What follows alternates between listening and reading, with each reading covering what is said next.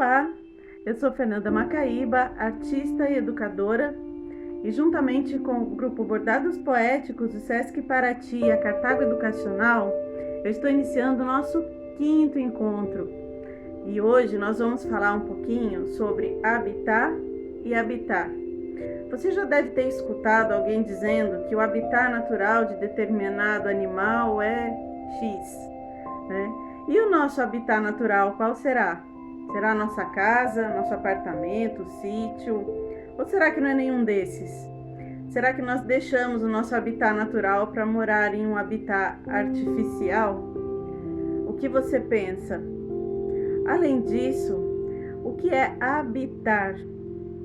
Você já pensou que habitar um lugar quer dizer deixar a sua marca? E deixar a sua marca, de certa forma, é construir uma biografia daquele espaço? Vamos pensar hoje um pouquinho nisso? Vem comigo. Bom, no dicionário, habitar é o local onde as espécies vivem e se desenvolvem. E habitar é ocupar uma casa, uma residência. Qual será que é a diferença de um para o outro? Você pode me dizer? Será que a gente tem um habitat? Ou será que nós habitamos? Ou as duas coisas? Bom, eu não sei se você já pensou nisso, mas habitar é o nosso primeiro ato. Quando nós estamos lá na barriga da nossa mãe, no útero, não é? É a nossa primeira casa. E quando nós nascemos, nós encontramos esse habitat aqui fora do ventre materno, que é o espaço, né, da nossa primeira descoberta de mundo.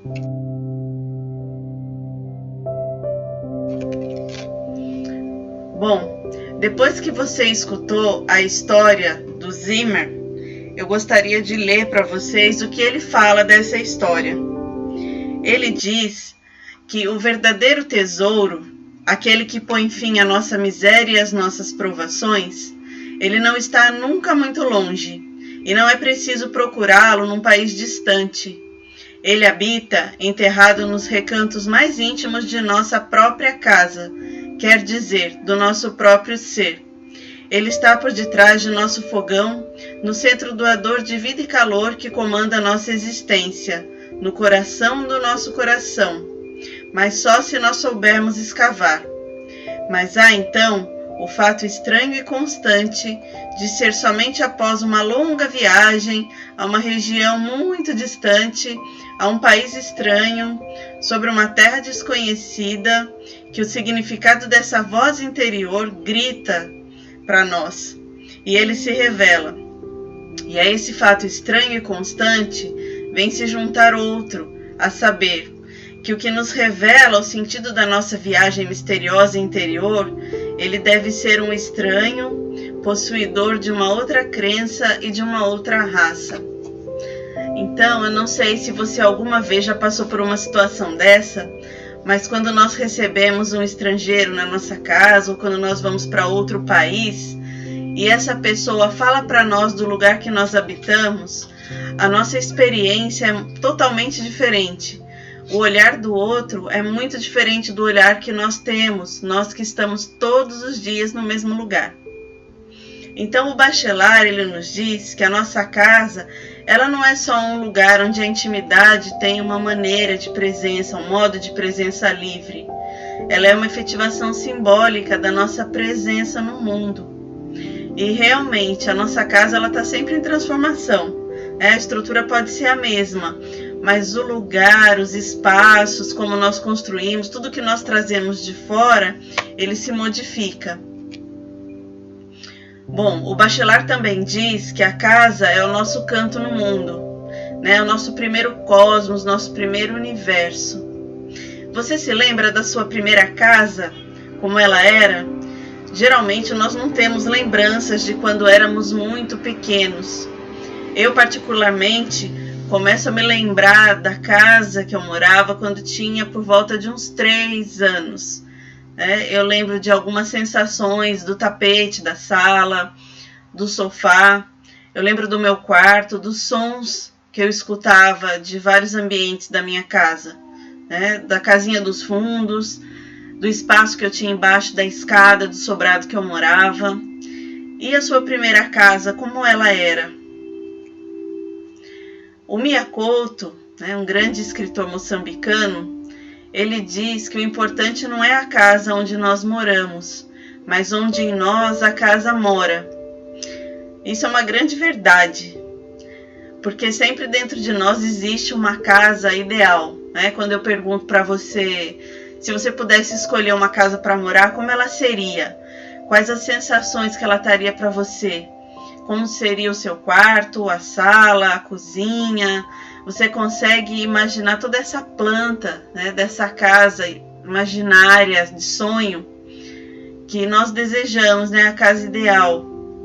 Então, de repente, nós podemos até não estar na casa que nós sonhamos, mas existe dentro de nós uma casa, que é a casa que nós almejamos, que nós desejamos, e essa casa que mora dentro de nós. Você já leu o livro Corcunda de Notre Dame? Existe uma animação, existe o filme, do Victor Hugo, e ele fala do Quasimodo, esse personagem que aparece aí na tela de vocês.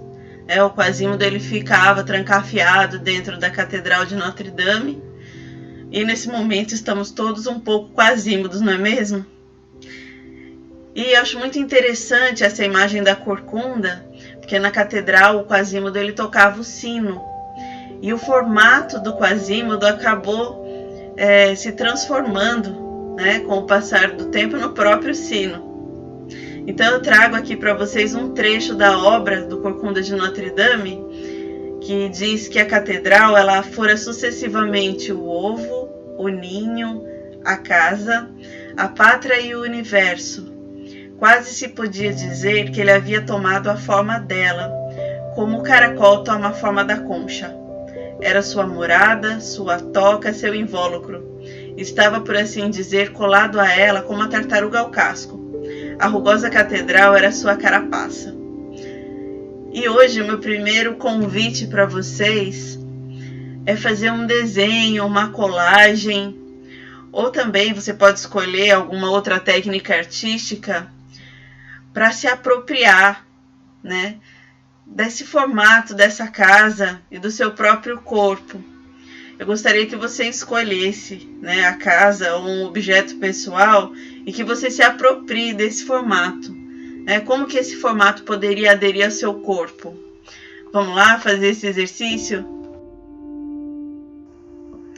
E falando ainda em habitações dos sonhos, existem algumas habitações que fazem parte do nosso imaginário desde a primeira infância.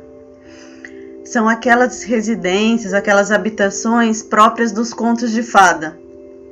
Antes de nós discutirmos um pouquinho sobre isso, eu gostaria que você fizesse um exercício de reflexão, que você fechasse os olhos e imaginasse aí na sua casa dos contos de fada que você conhece, que você ouviu quando era pequena. Quais são as famosas residências de quais personagens? Você poderia citar alguns para mim? Então agora nós vamos falar um pouquinho de alguns deles. Talvez você lembre de algum que eu não vou citar aqui. Vamos lá? Bom, acho que todo mundo conhece essa imagem, do Pequeno Príncipe. É um livro que eu leio todos os anos, desde que eu tenho 8, 9 anos mais ou menos, na virada do ano. E cada vez que eu leio ele traz uma mensagem diferente. Então o Exupéry, que foi o escritor do Pequeno Príncipe, ele diz algo muito interessante, olha só. Ele diz que os contos de fada, eles são assim. Uma manhã a gente acorda e diz, era só um conto de fadas. E a gente sorri de si mesmo. Mas no fundo, não estamos sorrindo. Nós sabemos muito bem que os contos de fadas são a única verdade da nossa vida. E então eu pergunto para vocês, qual a semelhança de alguns episódios da sua vida com os contos de fada? Será que alguma vez você já se viu diante de uma casinha de doce como João e Maria, ou amedrontado em alguma casa como os 3 porquinhos? É bacana fazer essa viagem, de entendimento, porque os contos de fada, de certa forma, eles preparam a criança para o mundo, para as situações da vida. Mas falemos aqui das nossas casas. Então essa obra que vocês veem aí é da Marina Gouveia. Ela é uma das bordadeiras poéticas de Paraty. E esse bordado, ele representa o local que a Marina morava quando ela era criança, que era um local com muito verde, muita mata. E essa obra ela foi feita para uma exposição que aconteceu no Sesc Paraty, cujo tema era Asa, Fios e Sonhos para onde me levam. Então, essas asas, esses fios e esses sonhos levaram a Marina lá para a infância dela, e ela mostra aí para nós a região onde ela morava. Mas o curioso é que em toda essa retrospectiva que a Marina fez, a volta para essa casa, ela se lembrou de umas situações muito bacanas, muito interessantes de quando ela era menina. Então ela diz que esse local para ela era muito mágico e que toda vez que ela ouvia os contos de fada, ela achava que os personagens eles estavam ali do lado dela. E ela bordou isso. Então vocês veem aí na tela também alguns detalhes da obra. Nós vemos ali a Chapeuzinho Vermelho chegando na casa da Marina, o João e Maria perdidos lá no meio das montanhas e a bruxa na vassoura. E realmente a criança ela tem isso, esse exercício de imaginação, ela mistura um pouco da realidade com o sonho e tudo passa a ser um universo muito mágico, né? Essa daqui é uma outra bordadeira poética, que é idealizadora também do Zaya Atelier, que é a Fernanda, de Paraty. E que casa é essa dessa menina? É a casa também dos sonhos, é a casa, ela está em cima de um pássaro, ela está voando entre as plantas. E Paraty é um local que tem muita vegetação, a natureza é maravilhosa. E nós vemos como essa natureza influencia os artistas, como essa biografia dos artistas ela está intimamente ligada com esse habitat, né, da região. Bom, agora vamos falar dos contos de fada mais tradicionais, né? Você consegue me dizer quem é essa? É interessante, né? Como independente do ilustrador, nós identificamos aí a Chapeuzinho Vermelha e o Lobo Mau, do Gustave Doré. Essa ilustração é de 1867.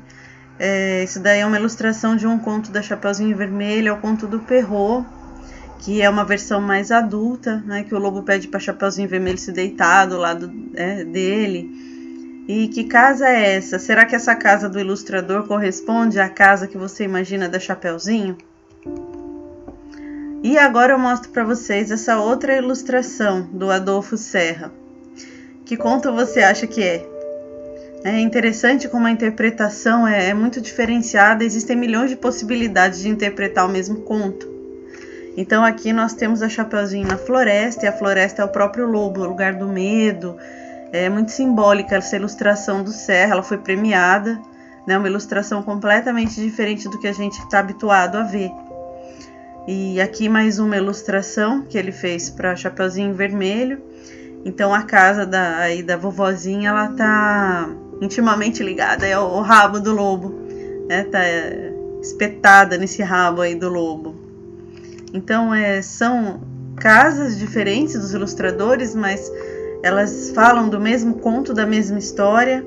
É muito interessante observar essas diferentes possibilidades, esses diferentes pontos de vista. Aqui nós temos a casa da Branca de Neve, e eu acho que todo mundo teve essa experiência, ou a maioria das pessoas, de imaginar a casinha dos anões, né, com o teto muito baixinho, e ela, como não era anã, tendo que se movimentar dentro daquela casa pequenininha, quase uma casa de boneca. E essa daqui, a famosa casinha de doces, né, do João e Maria. E quando eu era pequena eu gostava demais dessa história, né? Sou muito comilona, adoro doce. Inclusive já fiz uma casinha de mosaico com doces, né? Pensando nessa história. E nós temos uma ilustração aqui do PIC, do João e Maria, que é mais próximo, eu acredito, do que nós estamos habituados a encontrar nos livros. Outra história muito interessante que fala aí de uma não casa, né? É a casa do outro, que é a pequena vendedora de fósforos. Então nós temos aqui as ilustrações e essa ideia da casa do sonho que nós falamos antigamente. Qual que é a casa que eu desejo, que de repente eu não tenho essa casa e eu desejo muito, né? Essa é a ideia, a pequena vendedora de fósforos, que ela está na rua vendendo os fósforos e ela observa as pessoas dentro de casa, o aconchego, a época de Natal. É um conto profundamente triste, né? Muito real e que faz pensar. E essa casa, né? Que casa é essa? Você já se imaginou morando numa torre, né? Como será que é? De certa forma, nós estamos também um tanto Rapunzel nesse momento, né? Dentro de uma torre, presos. Não sei se todo mundo aqui tem esse cabelo grande, mas essa história da Rapunzel, que casa é essa que ela mora no Conto de Fada, né? Uma casa muito solitária e que ela tá trancada ali dentro observando tudo que acontece fora. E essa trança é uma espécie de uma ponte que liga a Rapunzel ao mundo, né? Que tá externo ao local que ela reside. E aqui também uma outra casa muito famosa dos contos de fada, dos 3 porquinhos, né? Que são 3 tipos de casa diferentes. Nós temos aí a casa de palha, a casa de tijolo, né? E essas casas elas são completamente diferentes de acordo com a personalidade de cada porquinho, né? O porquinho mais preguiçoso tenta fazer a casa o mais rápido possível, com o material mais à mão, não tem paciência. Então, essa é daquelas histórias que tem a lição de moral, né? A famosa lição de moral. E é muito interessante também a visão desse ilustrador da parte interna, né, da casa do porquinho. E essa daí é de tijolo, né? A casa do porquinho que teve paciência. E a gente vê aí um porquinho soprando um saco aí. Provavelmente ele quer dar um susto no lobo que está lá fora, né? E como será que é, não sei se você já imaginou isso, a visão do lobo, né, ali fora dessas casas. E como será que é a casa do lobo? Será que ele tem casa? Será que ele não tem? Né? E aqui uma outra ilustração do mesmo conto dos 3 porquinhos, né, do Babina, que ele tem um traço mais voltado para a arquitetura, né? Ele é dessa área, então não espanta. Mas eu estou trazendo diferentes ilustrações aqui para nós pensarmos como é interessante essas possibilidades, né, de criação. Agora essa história, não sei se ela é conhecida, né, de vocês. Eu conheci essa história já adulta, que é a história da Vassilissa ou Vassalissa, do folclore russo. Né? O folclore russo tem contos extremamente interessantes. E essa imagem é da Vassilissa ou Vassalissa saindo de casa, né, da casa aí com a caveira dos olhos de fogo. Então ela está saindo da casa da bruxa, na verdade, não é da casa dela. Né? A Baba Yaga é uma famosa bruxa russa e é interessante que essa bruxa ela participa de vários contos do folclore russo, não só dessa história, né? Bem diferente. E a maior característica da casa da Baba Yaga, que eu adoro, eu nunca vi uma casa tão criativa, é que essa casa ela tem pés de galinha. Então quando a pessoa quer entrar na casa, esse pé de galinha levanta e ele vira para um lado e para o outro e não deixa a pessoa entrar dentro dessa casa. E como você pode ver, a casa do sonho às vezes se transforma numa casa real. Então essas casas que vocês estão vendo aí são construções, né, baseadas, inspiradas no conto russo e na casa da Baba Yaga, dessa bruxa. Então eu gostaria de fazer um convite para você, que é criar uma casa para um personagem de um conto de fada, seja ele qual for. E você não precisa seguir a ideia do escritor da história, não. Você pode também acrescentar ou retirar dados que ele te dá sobre essa residência de acordo com a personalidade ou as características mesmo dos personagens, tá bom? Bom, e ainda falando em habitar, né, que nós estamos falando da Casa dos Sonhos, falamos aí dos contos de fada, e agora nós vamos falar mesmo da palavra habitar, né? Ela é derivada do latim e ela está relacionada a hábito, né? E o hábito é aquilo que nós fazemos com uma forma regular, de uma forma regular, com uma certa constância, né? E nós habitamos e somos habitados, como nós vimos aí, por sonhos. E o hábito também ele é muito relacionado ao ritual, né? Porque o ritual é tudo aquilo que se repete, né? A gente tem aquele ritual. Então, quando eu saio do meu trabalho e vou para casa, eu tenho aquele ritual de sempre por aquele caminho, eu passo na padaria, eu passo na escola pegar um filho. Alguns neurocientistas dizem que é muito saudável mudar de vez em quando esse hábito desse caminho para casa, né? Que fazer um caminho diferente é como se fosse um exercício, é um exercício para o cérebro, né? Mas falando ainda em sonhos, em casa, em caminhos, né? Eu pergunto, qual casa que habita você? Né? Essa imagem que você vê na tela é o que ela te diz, assim, qual a sensação que você tem olhando para essa imagem. E o habitar, ele nos constitui, né? Como nós falamos, constitui a nossa identidade no mundo. Você tem a certeza que seus amigos, seus conhecidos, né, quando eles entram na sua casa, ou quando eles observam que casa mora em vocês, eles têm uma noção, né, uma ideia, claro, de acordo com a interpretação deles, do que é a sua identidade, né? Por exemplo, uma casa bagunçada, uma casa organizada. Será que isso fala muito de nós, da nossa personalidade? E eu pergunto para você, o que significa estar em casa? O que significa estar em casa hoje, durante a pandemia? E o que significava para você estar em casa antes da pandemia? Você pode representar isso para mim num desenho, você pode escrever um poema, você pode escrever palavras soltas, né? O que significa para você estar em casa? E aí você pode mandar para nós lá naquele e-mail que eu já passei para vocês do nosso projeto, para fazer parte da nossa galeria virtual. Bom, e tem uma casa também muito estranha, né? Que é a casa do Vinícius de Moraes. E eu acho essa imagem muito representativa, né? Se eu fosse falar de trocar a palavra casa por corpo, eu usaria essa imagem para representar, né? Que era um corpo muito engraçado, ia falar não tinha perna, não tinha nada, né? Então eu trouxe essa imagem. E essa música do Vinícius, ela me deixou um tanto frustrada na infância, porque eu lembro da professora de artes ter pedido uma ilustração dessa música, eu não sabia o que fazer. Então essa música, ela diz, né, vou ler a letra aqui, todo mundo acho que conhece, mas que era uma casa muito engraçada, não tinha teto, não tinha nada. Ninguém podia entrar nela não, porque na casa não tinha chão. Ninguém podia dormir na rede, porque na casa não tinha parede. Ninguém podia fazer pipi, porque pinico não tinha ali.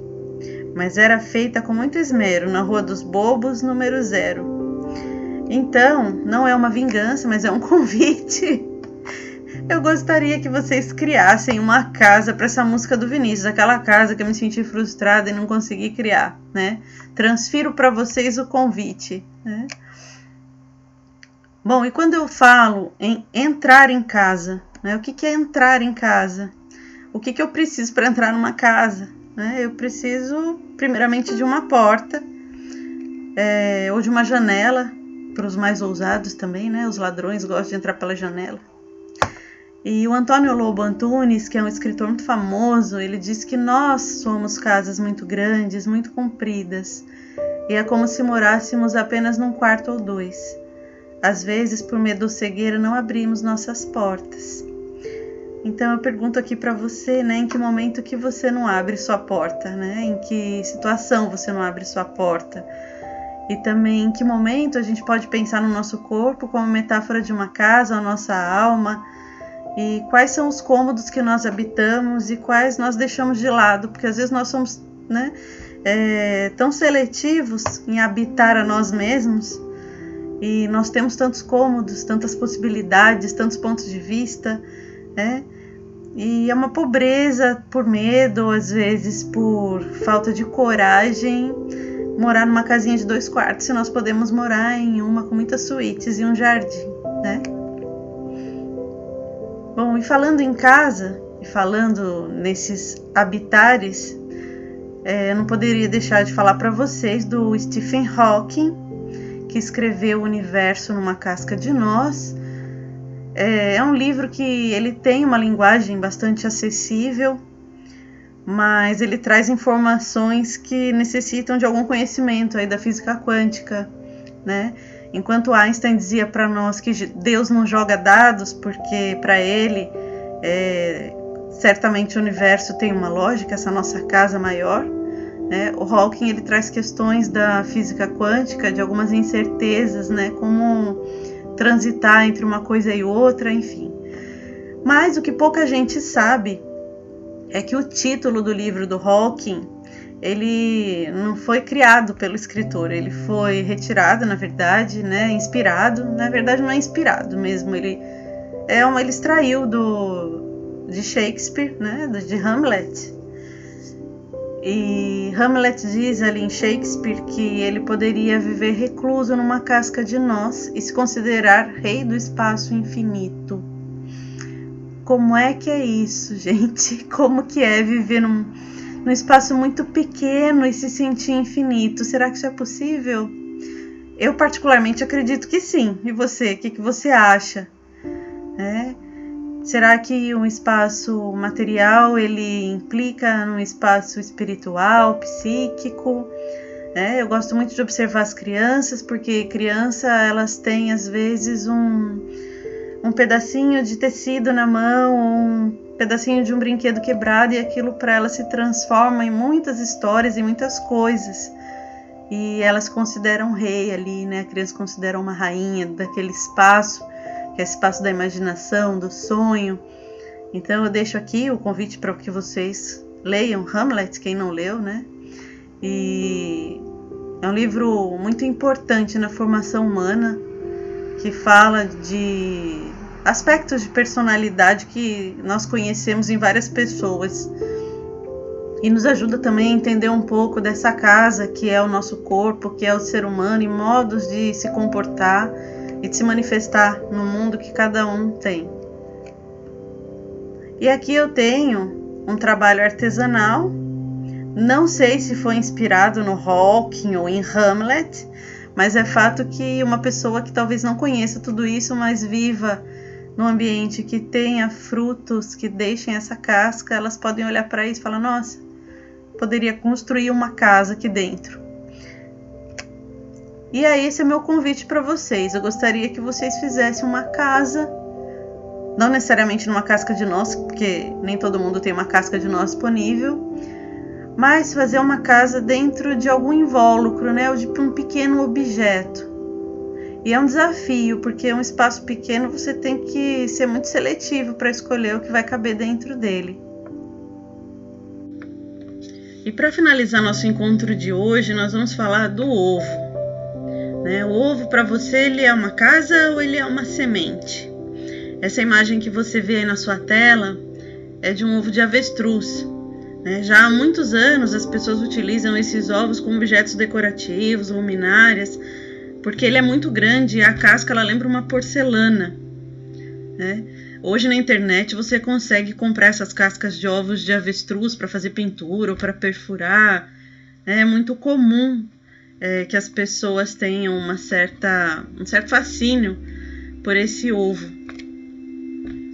Bom, e não só o ovo de avestruz, mas assim, na arte nós temos inúmeras representações do ovo como a representação da própria vida. Então vocês têm na tela a representação do nascimento do novo homem, do Salvador Dalí, e nós não podemos deixar de dizer que essa obra ela foi feita num período de guerras, né? E esse período de guerras ele traz algumas marcas, algumas feridas, né? Deixa algumas cicatrizes. E o Salvador Dalí ele representa, né, de uma forma assim, com muita propriedade, ele representa esse nascimento desse novo homem nesse pós-guerra. Então nós vemos ali no ovo, na superfície dele, o mapa, né, do mundo, o mapa mundi. E esse homem que está nascendo desse ovo, nessa rachadura do ovo tem uma gota de sangue. E toda essa força que esse homem faz para nascer E do lado externo do ovo, uma mulher, né, que é muito magra, uma criança se escondendo atrás dessa mulher, que remete a nós uma imagem de mãe, né, dessa criança com medo, ela apontando esse homem, a criança com medo desse homem. E é uma imagem muito forte, né, que vida nasceria nesse pós-guerra. E do outro lado, aí do lado direito, você tem a obra do Ovo Cósmico, do Kush. Muita gente fala que essa obra é do Salvador Dalí, mas não é, né, de um discípulo dele. E esse ovo cósmico, esse nome, ele aparece na mitologia, em várias mitologias, na verdade, nos mitos de criação do mundo, né? Disse que um pássaro gigante trouxe um ovo e ele depositou esse ovo no oceano. Esse ovo se abriu, se partiu, formando o céu e a terra, e no centro dele, onde seria a gema, via-se esse sol, né? Esse símbolo da vida. Enfim, essa é uma das histórias da mitologia. E o Kush, ele traz essa história mitológica para a pintura dele. E agora eu pergunto para vocês, eu já dei uma dica lá no começo do ovo de avestruz, né? Mas você consegue identificar esses ovos, né? Do que são esses ovos? São ovos de quê? É incrível dizer para vocês, mas tem crianças que não sabem identificar isso. A gente vive num mundo hoje de linha de produção, né? Todos os ovos têm o mesmo tamanho, a mesma cor. Quem morou na roça sabe que não é assim que a natureza funciona, que nós temos ovos de diversos tamanhos, diversas cores. E um exercício bacana é perguntar para as crianças se elas conseguem identificar, né? De onde cada ovo veio, de que bicho é cada ovo, o que será que está aí dentro. Uma vez tive uma experiência muito interessante com crianças de 5 anos e uma delas disse que era esse ovo era um ovo de cachorro. E um coleguinha falou assim: seu idiota, cachorro não bota ovo, isso daí é um ovo de girafa porque é comprido. Então a criança, ela tem essa percepção, essa poética muito diferente, né? Muito bonita, muito divertida também. E aqui nós vemos um trabalho feito com a casca do ovo, né? Ela é muito versátil. O ovo, ele tem essa simbologia da vida, né? E ele é totalmente aproveitável no mundo que a gente fala de sustentabilidade, né? Um artesanato feito com a casca de ovo e depois ele é pintado. Também é possível pintar a casca do ovo antes de montar esse mosaico. E como que a gente faz isso? Bom, depois que você utiliza o ovo, você coloca a casca dentro de uma vasilha com água e vinagre, né? E você deixa uma noite aquela casca no vinagre e de manhã você vai perceber que aquela película interna do ovo, ela vai se soltar. E aí você puxa aquela pele interna, né, a película, para soltar da casca do ovo, porque senão ela fica cheirando muito ruim. E você quebra essa casca e vai montando, né? É um exercício de grande paciência. Algumas pessoas gostam de usar pinça para fazer esse trabalho, mas tem um resultado muito bonito, né? É uma opção de arte, artesanato, que você tem com um material que todo mundo usa, né? Que está na cozinha.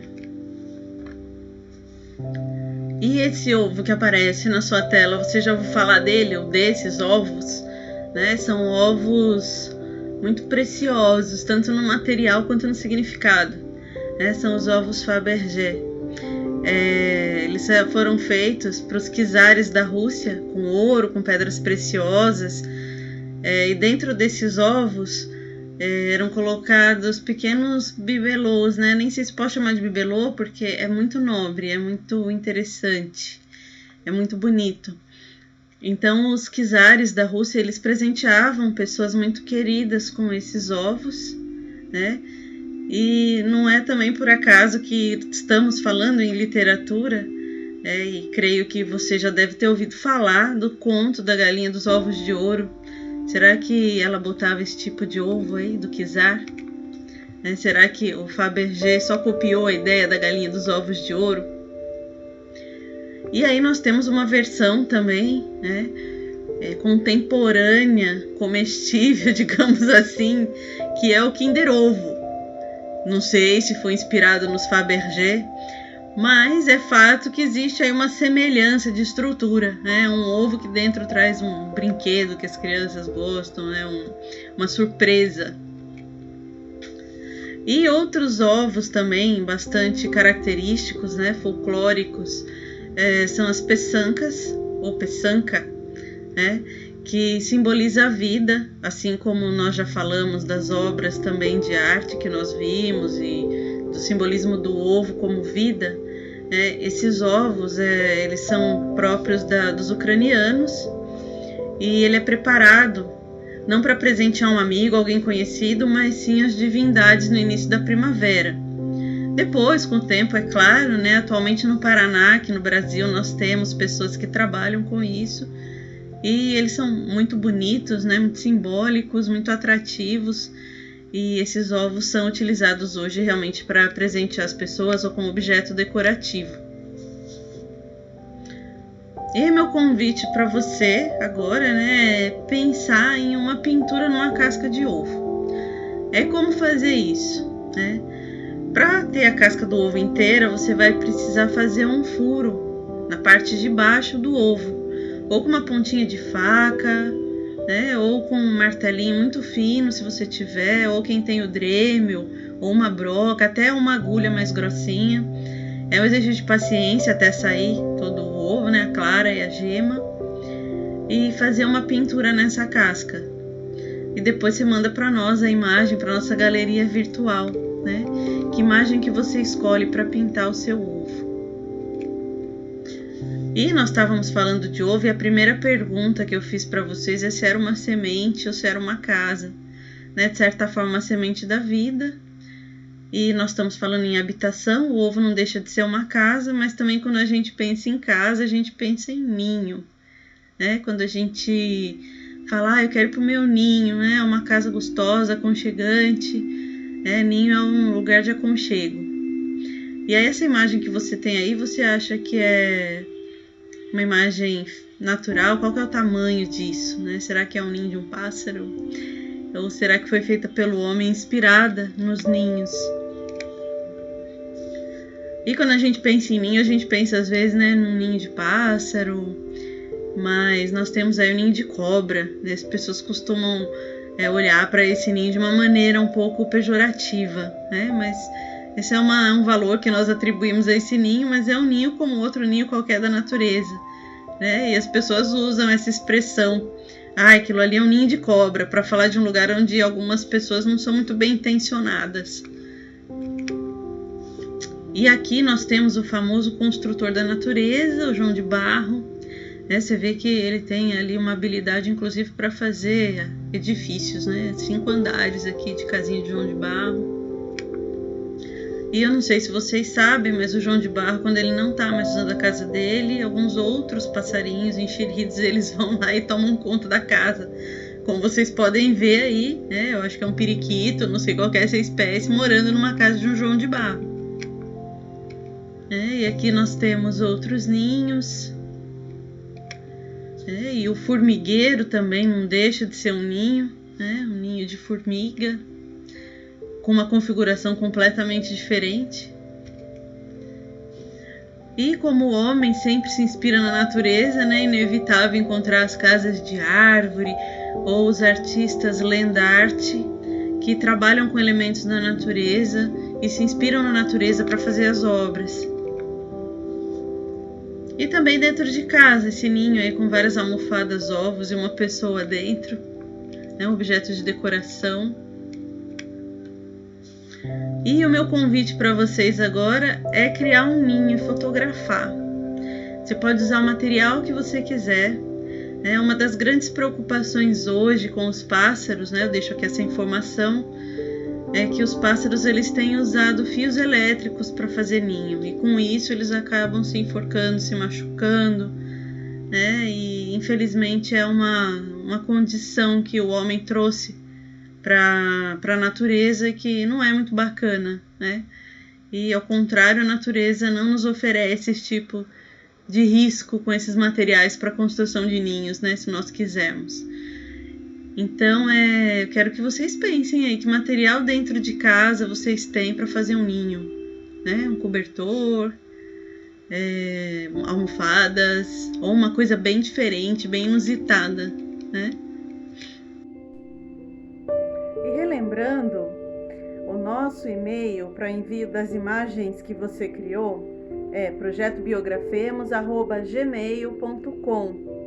E não se esqueça de dar uma olhadinha na grafia do projeto Biografemos, porque ele é escrito com PH.